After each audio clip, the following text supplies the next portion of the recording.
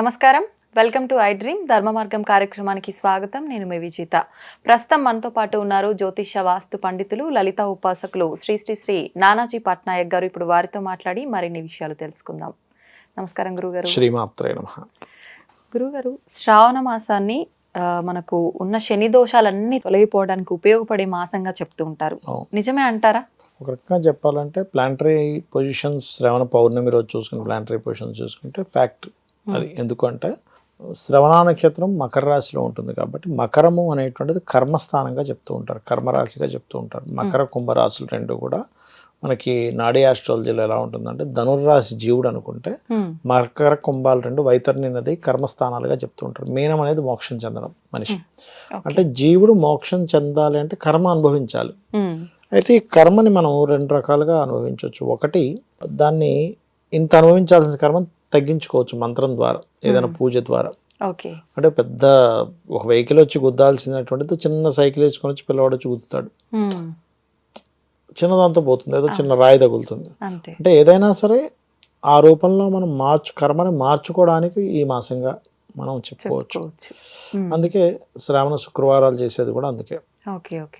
ఎందుకు అంటే శుక్రవారం ఎవరైతే చేస్తారో, శ్రావణ శుక్రవారాలు ఎవరైతే చేస్తారో వారికి పర్టికులర్గా, ఇంకొంతమంది అయితే శనివారము శుక్రవారం అధికంగా చేస్తారు శ్రావణ మాసంలో. కొంతమంది 5 శనివారాల వ్రతం అనేది చేస్తారంట. 5 శనివారాల వ్రతం అది వేరు, దీనికి సంబంధించింది కాదు. ఈ మాసంలో కూడా చేస్తారు, చేయడానికి కాదు. బట్ 5 శనివారాలు రావాలిగా ప్రతిసారి. ఒక్కోసారి 4 వస్తుంది, కొన్నిసార్లు 5 వారాలు వస్తాయి. కొన్ని వారాలు మనకి 1 month లో ప్రారంభంతో మొదలైతే వస్తుంది, మీరు అన్నట్టుగా 5 weeks వస్తుంది. అయితే ఇక్కడ శనివారం రోజు చేసేటువంటి దీంట్లో బెల్లముతో చేసినటువంటి పదార్థాన్ని పంచిపెట్టడం కానీ, ఇప్పుడు బెల్లంతో చేసిన కొన్ని స్వీట్స్ చేస్తుంటారు, వాటిని కనుక మీరు దగ్గరలో ఉన్నటువంటి ఆలయంలో ఉండేటువంటి వాళ్ళకి ప్రసాదంగా పంచడం కానీ, లేకపోతే బయట పాపం ఈ టెంపుల్స్ దగ్గర ఉంటారు వాళ్ళకి ప్రసాదంగా పంచడం కానీ, శనివారాలు ప్రత్యేకంగా తొందరగా మీకు కర్మ అనేటువంటి తొలగుతుంది. దీంతో పాటు బెల్లము నల్ల గోవు ఉంటే ఇంకా మంచిది, కానీ నల్ల గోవులు దొరకడం కష్టం. నార్మల్గా ఎర్ర గోవు ఉన్నా సరే, ఏదైనా గోవు ఉన్నా దేశీవాలి గోవుకు బెల్లం తినిపిస్తూ ఉంటాయి. శ్రావణ మాసం అంతా కూడా కర్మ అనేది తొలగుతుంది. రెండవది, నూనె దీపారాధన కోసమని శివాలయాల్లో ఇస్తుండాలి. ఇస్తూ ఉంటే కూడా తొలగుతుంది. మరీ ఎక్కువ దోషం ఉంది, ఇప్పుడు ఏళ్ళనాడు శని నడుస్తూ ఉంటుంది, అర్ధాష్టమి శని నడుస్తూ ఉంటుంది, అటువంటి వారు కనుక మరీ ఎక్కువ దోషం ఉందండి, పనులన్నీ లేట్ అవుతున్నాయి, ప్రతిసారి ఏదో అనారోగ్యం వస్తుంది అనుకునేటువంటి వారు ఆ నువ్వుల నూనె ఉంటుంది కదా, ఒక మూకుడు లాంటి దాంట్లో వేసి అందులో ముఖం చూసుకొని మళ్ళీ అదే నూనెని బాటిల్లో వేసి వెంటనే తీసుకెళ్ళి ఇవ్వాలి. కొంతమంది ఏం చేస్తారు, అలా చెప్తే అది చూసుకొని తర్వాత ఇద్దామని ఇంట్లో పెట్టుకుంటారు. ఇంట్లో పెట్టుకోవడం కాదు, వెంటనే శివాలయంలో ఇవ్వాలి. మళ్ళీ అన్ని ఆలయాల్లో ఇవ్వకూడదు, శివాలయంలో దీపారాధనకి వాడుకోండి అని ఇచ్చేస్తే వాళ్ళు వాడతారు. అది ఆ రకంగా ఇవ్వచ్చు. లేదా మీకు మీరే వెళ్ళి అక్కడికి వెళ్ళి దీపాలు వెలిగించవచ్చు, అట్లా కూడా చేసుకోవచ్చు.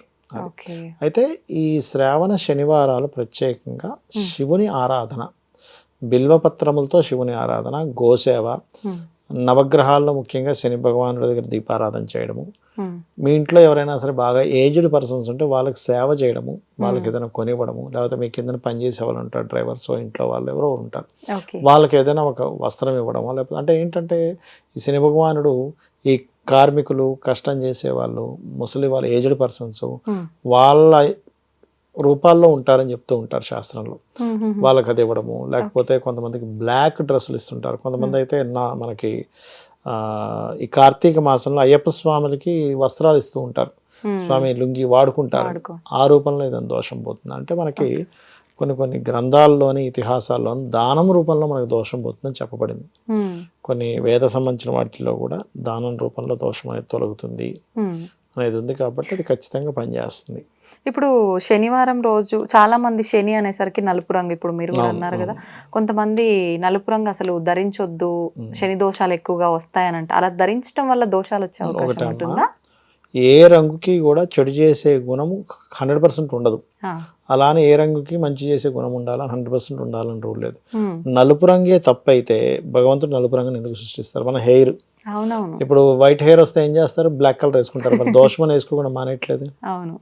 బ్లాక్ కన్ను, అమ్మో బ్లాక్ ఇది మరి తప్పని మనం తీసేస్తున్నాం ఆ బ్లాక్ కలర్ లేదు. తీయట్లేదు కదా. అవును అవును. ఇక్కడ ఏంటంటే మీకు న్యాచురల్గా మీకు ఇచ్చినటువంటి వేరు. ఉమ్, వస్త్రము ధరించేటప్పుడు మీకు గనక మీ జన్మజాతకంలో సాటర్న్ పాడేయాడు అనుకోండి, అప్పుడు నలుపు రంగు ఇంపార్టెంట్ వర్క్స్ వేసుకోకూడదు, బ్లూ ఆర్ బ్లాక్. ఓకే. అలా అని కేవలం ఎప్పుడు నలుపని కాదు. ఇప్పుడు వీనస్ పాడయ్యాడు, వీనస్ మూన్ పాడయ్యాడు, వాళ్ళకి వైట్ డ్రెస్ వేసుకుంటే ఇబ్బంది వస్తుంది. ఆహాహా. బుధుడు పాడయ్యాడు, వాళ్ళకి గ్రీన్ డ్రెస్లు వేసుకుంటే ఇబ్బంది వస్తుంది. ఓకే. ఇది ఇంపార్టెంట్ వర్క్స్, ప్రతిసారి రోజు కాదు నేను అనేది. అలాగే కొంతమందికి కుజుడు పాడయ్యాడు, వాళ్ళకి రెడ్ వేసుకుంటే కంపల్సరీ ఏదో ఒక ఇబ్బంది అవుతుంది వాళ్ళకి. సన్ పాడయ్యాడు, ఆరెంజ్ కలర్స్ వేసుకుంటే ఇబ్బంది వస్తుంది. ఏ గ్రహం బాగుందో ఆ రిలేటెడ్ వస్త్రాలు ఇంపార్టెంట్ డేస్ వేసుకోవచ్చు, లేదా ఆ కలర్ కార్స్ తీసుకోవచ్చు, వెహికల్స్ తీసుకోవచ్చు. వాళ్ళకి సన్ బాగున్నాడు అనుకోండి, ఆరెంజ్ కలర్ ఉన్నటువంటి తీసుకోవచ్చు. గురువు బాగున్నాడు, ఎల్లో క్రీమిష్ కలర్స్ కార్స్ తీసుకోవచ్చు. మార్స్ బాగున్నాడు, రెడ్ కలర్ తీసుకోవచ్చు. సాటర్న్ బాగున్నాడు, బ్లూ బ్లాక్ కలర్స్ తీసుకుంటేనే బాగుంటుంది కార్స్ వాళ్ళకి. సాటర్న్ బాగుంటే ఆ కలర్సే వాళ్ళకి కలిసి వస్తాయి. అంతేగాని అందరికీ బ్లాక్ పనికి రాదని కాదు. అలా అయితే ఇప్పుడు మనకు చూడండి, శనివారం పుట్టిన వాళ్ళు ఉంటారు, మరి కోటీశ్వర్లు కూడా ఉంటారు. అలాంటి మరి శనివారం పుట్టాడే, ఇప్పుడు బ్లాక్ కలరే తప్పైతే అయ్యప్ప స్వామిని ఎందుకు వేసుకుంటున్నారమ్మా? దీక్షలో బ్లాక్ వేసుకుంటారు, దీక్షలో బ్లాక్ వేసుకుంటారు కదంటే దానికి చాలా రీజన్స్ ఉన్నాయి. చలిని ఆపుతుంది నలుపు రంగు. ఓకే. అట్లాగే ఈ నలుపు రంగు వేసుకొని చేయడం వల్ల శని దోషాలు పోతాయి అంటారు.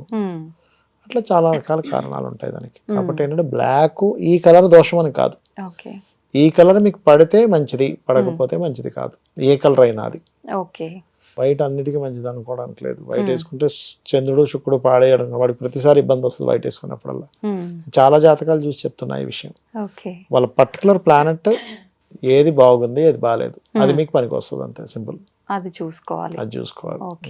ఇప్పుడు కూరగాయలు కొంతమందికి కొన్ని పడవు, అలా అని కూరగాయలో దోషం కాదు, ఈయనకి అది కనెక్ట్ అవ్వట్లే. కొంతమందికి వంకాయ పడదు, కొంతమందికి ఆలుగడ్డ పడదు, అంతే కదమ్మా.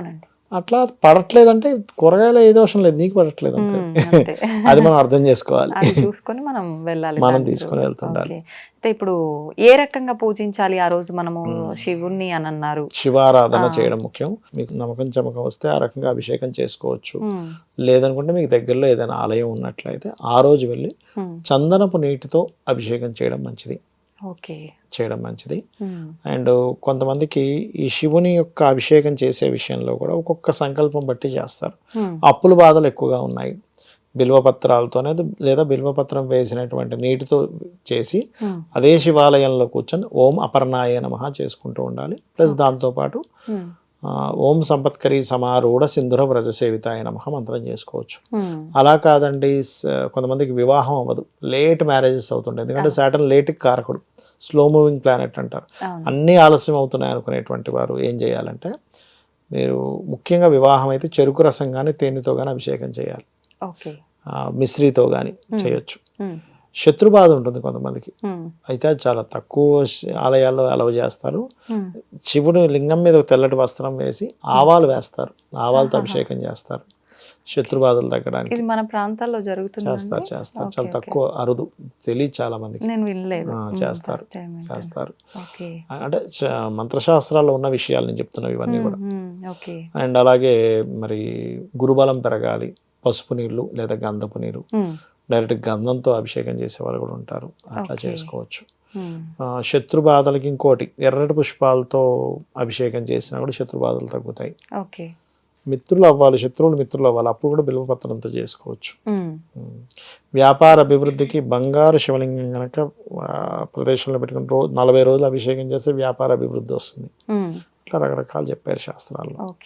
ఇప్పుడు మంత్రం చెప్పుకోవాలన్నారు కదా, మంత్రం చెప్పాలన్నప్పుడు మనకు అంటే కొంత టైం పెట్టుకున్న టైం వరకు చెప్పుకుంటే సరిపోతుందా? సంఖ్య చూసుకోవాలంటే? సంఖ్య చూసుకోకూడదమ్మా. ఒకటి మీకు జపమాలు ఉంటే అన్ని జపమాలల కంటే ఉత్తమమైనటువంటి పగడాల మాల. మనకు రుద్రాక్ష మాల రకరకాలు చెప్పారు, తులసి మాల, వేపమాల రకరకాలు ఉంటాయి, కానీ అన్నిటికంటే ఉత్తమమైనది రుద్రాక్ష మన పగడం మాల. పగడం మాల చేస్తే ఇవన్నీ చేసిన ఫలితం వచ్చేస్తుంది ఒకటేసారి. సో స్వచ్ఛమైన పగడాల మాల ఉంటే మాల తిప్పుకుంటూ చేయొచ్చు. లేదు అంటే నువ్వు లెక్క పెడితే ఏమవుతుందంటే నోటితోనే నీకు లెక్క మీదకి వెళ్ళిపోతుంది ఆలోచన అంతే. ఇలా తిప్పుతున్నావు అనుకుంటే జస్ట్ ఇది తిరుగుతుంది అంతే, వెళ్తుంది, పని జరుగుతుంది. అంటే ఈ పగడాల మాల ఏంటంటే కుజుడికి సంకేతం. ఓకే. కుజుడితో యాక్టివేట్ మంత్రం కనుక కనెక్ట్ అయితే బాగా పనిచేస్తుంది. అది ఏ మంత్రం చెప్పుకునే ఏ మంత్రమైనా, లేదా టైం పెట్టేసుకోవాలి, ఒక అలారం 10 నిమిషాలు చేసుకుంటా లేదా అరగంట చేసుకుంటా. ఇంకా ఆ మంత్రాన్ని ఆస్వాదించడం పోతుందని నువ్వు మైండ్ లెక్కలు పెడితే 1 2 3 అంటాం, లెక్క దాని మీదకి వెళ్ళిపోతుంది, అసలు మంత్రం మీద ఉండదని నా ఉద్దేశం. ఆ రోజు ప్రత్యేకంగా ఆలయానికి వెళ్ళలేము అనుకున్న వాళ్ళు ఇంట్లో ఓన్లీ నిత్య ఇంట్లో దీపారాధన కూర్చొని చేసుకొని ఇంట్లో మంత్రం ఉండే చెప్పుకుంటే శివలింగానికి చేసుకోవచ్చు, ఇంట్లో నిత్య దీపారాధన చేసుకోవచ్చు. ఒక పసుపు కొమ్మును పెట్టి కూడా దాన్ని లింగం అనుకొని భావించి కూడా చేయొచ్చు. ఓకే. లేదు ఇంట్లో శివలింగం లేదు, ఒక చిన్న మట్టి ముద్దతో పృథ్వీలింగం ఇవాళ రేపు ఈ కలియుగంలో పృథ్వీలింగం చేయమంటారు. ఆ పృథ్వీలింగాన్ని తీసుకొచ్చి పార్థివలింగం అంటారు దాన్ని, చిన్న లింగంలో తయారు చేసి దాని మీద అభిషేకం చేసుకోవచ్చు. ఏముంది. సంతోషం అండి, ధన్యవాదాలు. శ్రీమాత్రే నమః.